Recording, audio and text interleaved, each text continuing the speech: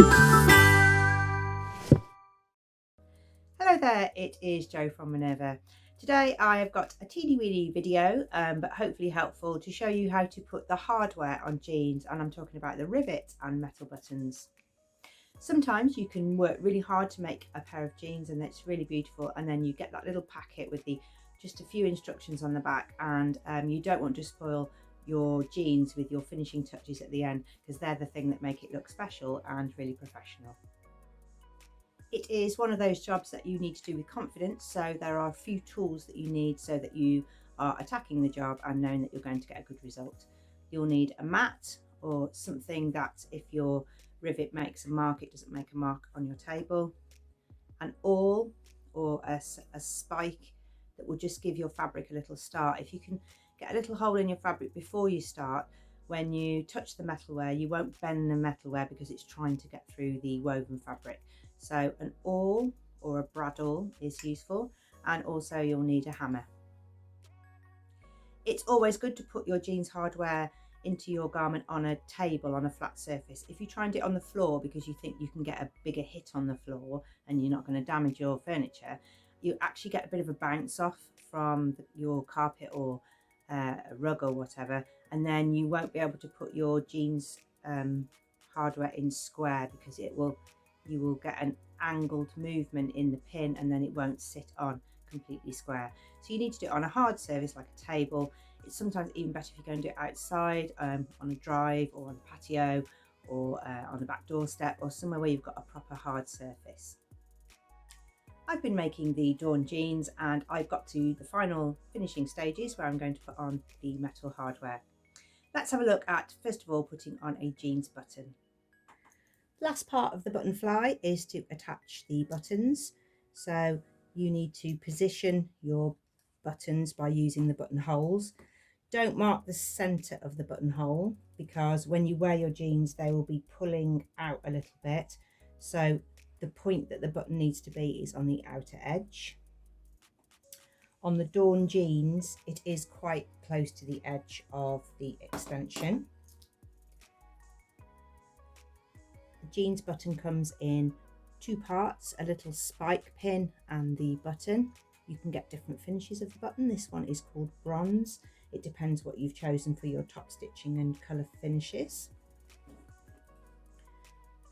You need to make a little hole where you're going to put the pin. So I'm using an awl, but you can use the tips of some needlepoint scissors or just something really sharp just to help you get the pin through. If you've got quite a light fabric, then the pin will probably just go through it anyway, but this is quite a few double layers of denim. So you position the pin through your marked hole. Next you're going to turn your jeans to the reverse,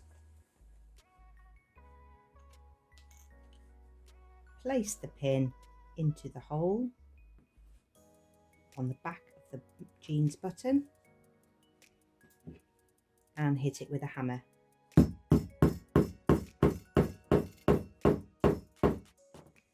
Try and hit it square so that you're not bending the pin, and your jeans button is attached.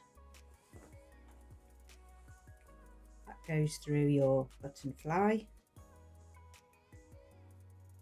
and now you can just adjust those button holes if you want to, and I'm just going to take a little bit more off that one.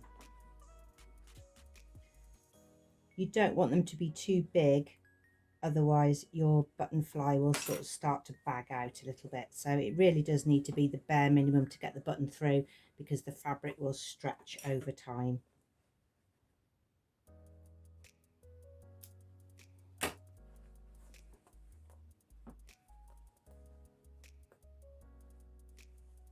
The button at the top requires a buttonhole, so I'm going to put a buttonhole on here. You can do that in top stitching thread or a matching thread, so that your button is on the outside.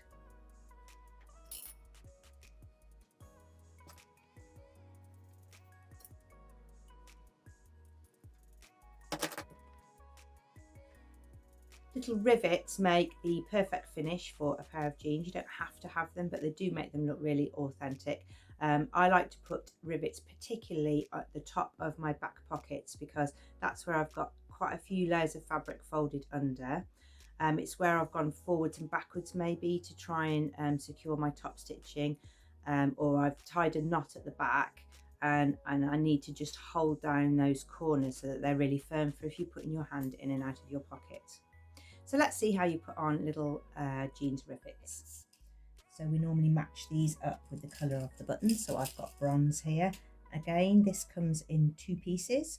So there's a little button with a leg on the back and then a longer leg that the button is going to sit on.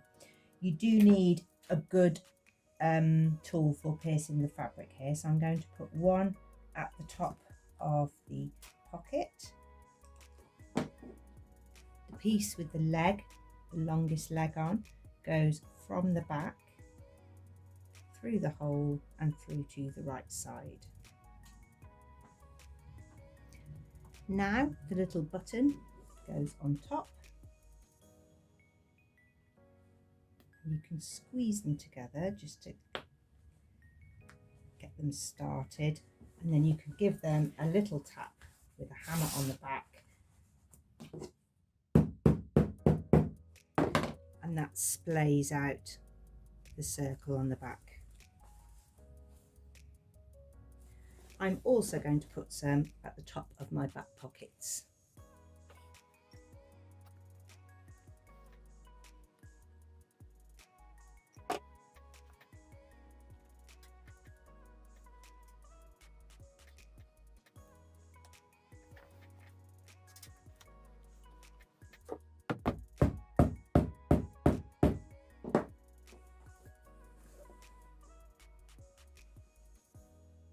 Lastly, I have the most authentic jeans finish, which is a leather label to go on the back.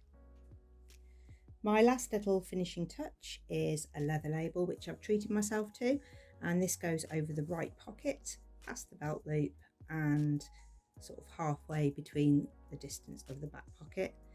I'm going to top stitch that on. I have got a leather sewing machine needle actually, so I might have a go with that, so that I get good contact through the leather and the waistband, but you could just top stitch that on with your jeans needle.